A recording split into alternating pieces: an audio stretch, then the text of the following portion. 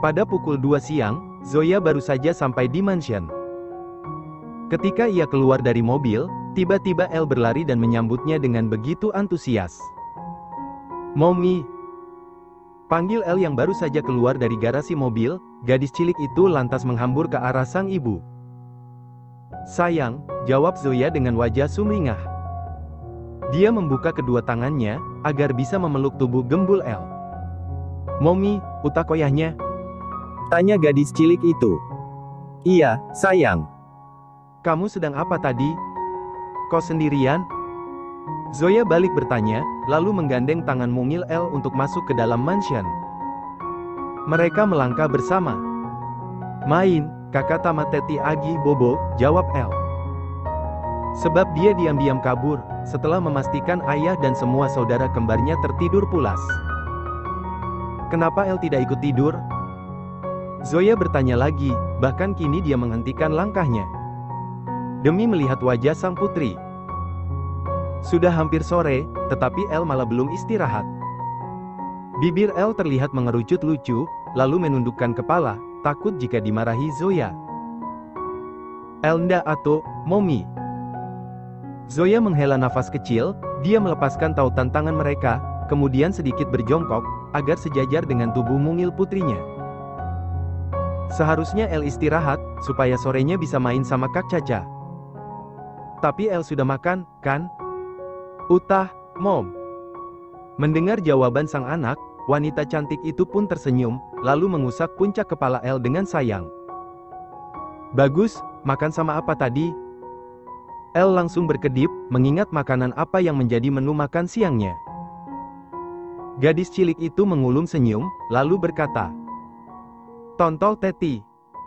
Dia terlihat begitu bersemangat, sementara Zoya langsung melebarkan kelopak matanya. Apa dia tidak salah dengar? Menu apa yang Ken berikan kepada putri mereka? Zoya langsung bangkit, kemudian menatap serius. "Elle makan sama apa tadi?" "Tontol teti, Mom," jawab Elle begitu polos, tetapi lain dengan Zoya yang langsung mendengus kasar. Dia meraih pergelangan tangan Elle, lalu melangkah semakin dalam untuk mencari keberadaan suaminya. "Daddy!" teriak Zoya dengan keras. Langkahnya pun terlihat tergesa, hingga membuat Elle sulit untuk mengimbanginya. "Daddy, kamu di mana?" Zoya hendak naik ke atas tangga, tetapi dia melihat mainan yang berantakan dari arah playground.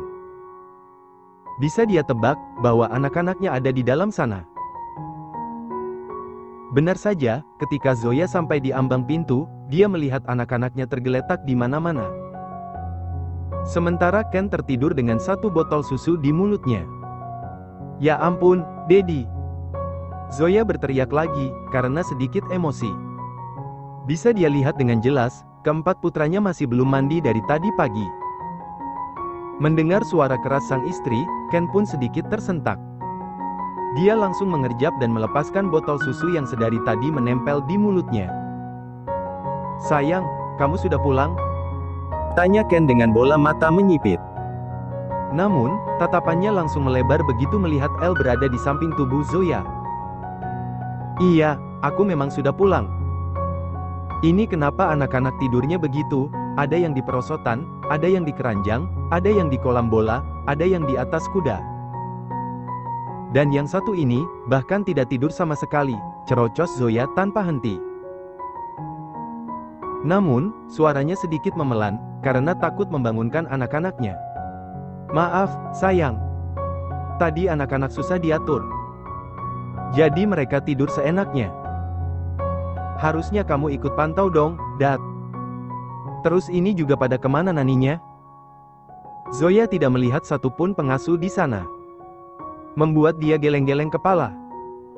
"Aku suruh istirahat, karena aku pikir anak-anak akan tidur siang."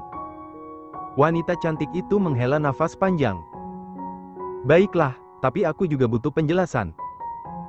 Kening Ken langsung berkerut, penjelasan apalagi yang Zoya minta. "Apa itu, baby? Tadi aku tanya Elle makan sama apa, terus dia jawab kayak gini." "Sayang, tadi Elle makan sama apa?" Pandangan mata Zoya langsung mengarah pada putrinya. "Tontol teti," jawab Elle tanpa ragu, bahkan dia senantiasa tersenyum. Membuat Ken langsung gelagapan. Karena bahasa anak gadisnya begitu mengkhawatirkan. Itu maksudnya apa, Dad? Tanya Zoya dengan tatapan menajam. Sayang. Itu tidak seperti yang ada di pikiranmu, jawab Ken terbata-bata, antara ingin tertawa, dan juga takut melihat tatapan Zoya. Iya terus apa? Masa putri sendiri mau dicekoki piton milikmu? Ken langsung menepuk jidatnya. Dia sudah tahu, pasti pikiran Zoya mengarah ke sana. Sebelum menjawab, dia pun bangkit, lalu merengkuh pinggang ramping istrinya. Pikiranmu mesum terus, baby. Apakah kamu sedang merindukannya? Haish, jangan mengalihkan pembicaraan. Ken terkekeh kecil, lalu mengusap puncak kepala putrinya hingga Elle tersenyum lebar. Maksud Elle ikan tongkil, bukan si piton, bisik Ken. Yang mampu membuat pipi Zoya langsung bersemu merah. Malam itu Zoya sudah berdandan cantik untuk menyenangkan suaminya. Tubuh langsing wanita itu dibalut lingerie berwarna merah, sama seperti warna lipstik yang tersemat di bibir tipisnya. Kini dia tinggal menunggu Ken yang tengah menidurkan putri bungsu mereka. Zoya tersenyum saat mematut diri di depan kaca. Wajahnya senantiasa dipenuhi oleh rona bahagia, karena dia memang sangat bersyukur bisa menikah dengan pria yang sangat dicintainya. Baiklah, mari kita tunggu dia sambil berselancar di dunia maya, gumam Zoya, dia bangkit untuk berpindah tempat. Karena dia ingin menunggu suaminya dengan duduk santai di sofa. Tangan Zoya membuka ponsel, jemarinya begitu lihai memainkan benda pipih tersebut. Sementara di kamar si kembar, Ken tengah menepuk-nepuk bokong Elle, agar putri kecilnya itu segera tertidur. Namun, sampai saat ini kedua bola mata Elle masih saja terbuka. Ini sudah malam, Elle. Kenapa tidak tidur juga? Tanya Ken dengan suara lembut. Mendengar suara ayahnya, Elle langsung mengangkat kepala. Leum atau, Ted. Tadi siang kamu tidak tidur loh, sayang. Dan ingat besok kita akan pergi jalan-jalan bersama Mommy dan kakak, jadi Elle harus cepat-cepat tidur, kata Ken dengan sedikit merengek. Karena dia malah merasakan matanya begitu berat. Besok mereka berencana untuk pergi bersama, karena Zoya sudah izin untuk tidak pergi kuliah. Ita pergi Anah? Bukannya segera mengikuti ucapan sang ayah, Elle malah mengajukan sebuah pertanyaan. Ke mall, nanti kita makan ayam, beli es krim dan bermain sepuasnya. Ita bayi beka ojen juda ya, Ted. Apa itu, nak? Itu beka, nang ada piem, Ted. Film? Film apa? Elle mau menonton film? Gadis cilik itu langsung mendengus kasar sambil menggelengkan kepala, karena merasa kesal, sang ayah tak paham-paham dengan apa yang dia maksud. Beka ojen, temena nani oyaf. Ketus Elle dengan alis yang mengerut. Namun, Ken masih tidak paham kemana arah pembicaraan Elle. Dia pun garuk-garuk kepala, merasa pusing sendiri menghadapi sang putri. Yang kayak apa sih? Dedi tidak tahu. Itu piem nang ada di APTT. Iya kan film yang Elle tonton banyak, ada SpongeBob, Upil Ipil, Boyo Boyo. Boyo Boyo Boy. Tukas Elle. Karena sang ayah salah menyebutkan film-film kesukaannya. Iya maksud Dedi itu. Terus film Tom and Jerry, Doraemon, Frozen. Ya. Elle berteriak lagi, hingga membuat Ken menghentikan ucapannya. Itu ojen. Mendengar itu, Ken langsung mengedipkan kedua matanya. Jadi maksud Elle boneka Frozen? Elle mengangguk sambil tersenyum sumringah. Karena meskipun hanya boneka ular yang menemani tidurnya, masih ada beberapa boneka yang lain, yang sering diajaknya bermain. Iya, Ted. LAUBIBK ojen, katanya. Ya sudah makanya Elle cepat tidur, nanti besok kita beli boneka Frozen yang Elle inginkan, balas Ken seraya mengusap-usap puncak kepala putrinya. Patuh, Elle pun kembali memasang dot yang senantiasa menempel di piyama tidurnya. Dia memeluk boneka ular dan mencoba memejamkan mata. Ken mengecup kening Elle, lalu kembali menepuk-nepuk bokong gadis cilik itu, agar Elle lekas tertidur pulas. Sebab setelah ini Ken memiliki pekerjaan lain bersama Zoya. Namun, butuh waktu lama sampai Elle benar-benar tertidur. Karena setiap Ken hendak bangkit, Elle pasti ikut terbangun dan beralih memeluknya.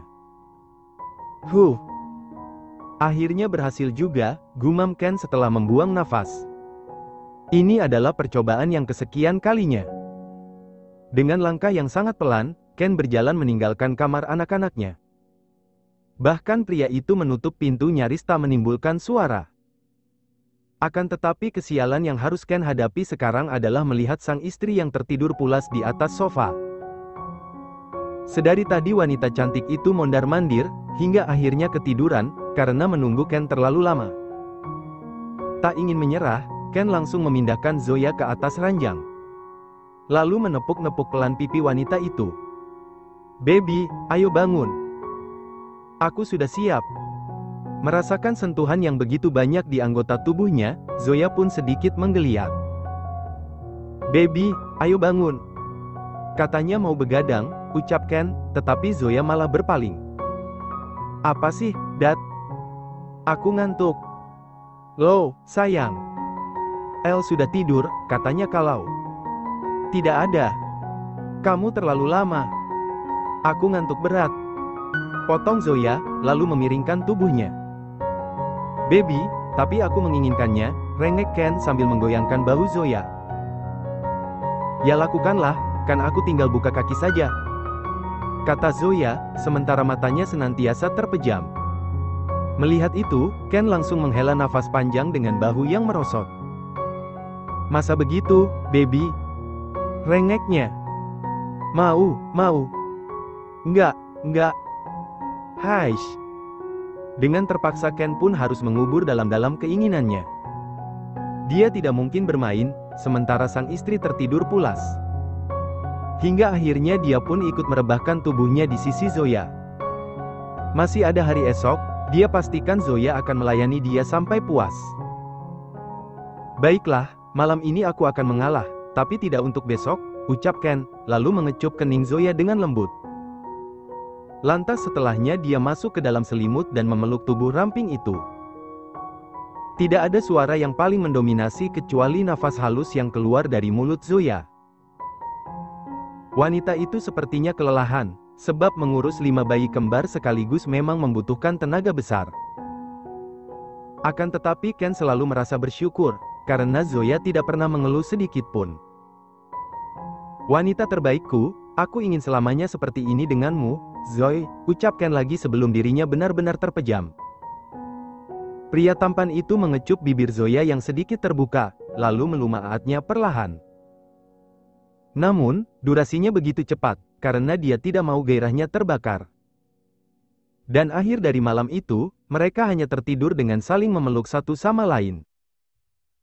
Bagian rutinitas yang membuat cinta mereka selalu tumbuh dan menyemai dengan indah. Hingga tak terasa, pagi telah datang. Entah kenapa jika Ken sudah menjanjikan sesuatu maka dia akan terbangun lebih dulu. Sebelum si kembar mencari keberadaan Zoya, dia harus cepat-cepat memulai aksinya. Pada awalnya, Ken menepuk-nepuk pipi Zoya seperti semalam. "Baby, ini sudah pagi. Ayo bangun," kata Ken, padahal di luar sana hari masih cukup gelap. Mendengar sekaligus merasakan sentuhan di anggota tubuhnya, tentu membuat Zoya menggeliat. "Ada apa, Hubi?" tanyanya dengan suara serak, khas seperti orang yang baru saja bangun tidur. "Sudah pagi, sayang. Kamu bilang ingin mengajak anak-anak pergi jalan-jalan?" Otak Zoya langsung diajak untuk berpikir saat itu juga. Hingga kedua matanya menyipit. "Oh iya, Hubi, kalau begitu aku mandi dulu sebelum mereka semua mencariku." Zoya berusaha melawan sisa kantuknya, dia menguap lalu menyingkirkan selimut yang membalut tubuhnya. Akan tetapi saat dia hendak bangkit, Ken langsung mencekal pergelangan tangannya. "Ada apa, sayang? Kita mandi bersama ya?" Zoya tentu tahu kemana arah otak Ken. Tidak akan mungkin hanya sekedar mandi bersama yang disebutkan pria tampan itu. Pasti ada embel-embel di belakangnya. Semalam kan gagal, baby, sambung Ken dengan nada merengek. Pokoknya hari ini dia harus mendapatkan asupan gizi dari istrinya, atau piton dalam celananya akan terus meronta-ronta. Dengan gerakan malu-malu, Zoya pun mengangguk. Membuat Ken langsung tersenyum sumringah. Dia bangkit dari ranjang, lalu tanpa aba-aba menggendong tubuh Zoya untuk masuk ke dalam kamar mandi. Kita akan pergi jalan-jalan, Hubi, jadi jangan buat tanda apapun di tubuhku ya. Iya, sayang. Lagi pula aku tidak ingin ketahuan oleh Anek, balas Ken, lalu menurunkan Zoya. Sementara Ken terus bergerak maju mundur, membawa sang istri ke puncak nirwana. Mereka sama-sama tidak sadar, bahwa sedari tadi anak-anaknya sudah berkumpul di luar. Teti! Teriak El untuk yang kesekian kali, sambil menggedor-gedor pintu. Mereka terbangun lebih awal karena teringat ingin pergi bersama dengan kedua orang tuanya. Momi, Ana ya? Tanya Anek sambil merebahkan tubuhnya di lantai dan diikuti ketiga pria kecil lainnya, mereka sama-sama mengintip dari lubang pintu di bawah sana. Padahal para pengasuh sudah meminta agar mereka semua mandi terlebih dahulu. Namun, tak ada satupun yang beranjak dari kamar Ken dan Zoya. Kenapa Momi tamate tinda banun-banun ya? Gumam Bi sambil menatap saudara kembarnya.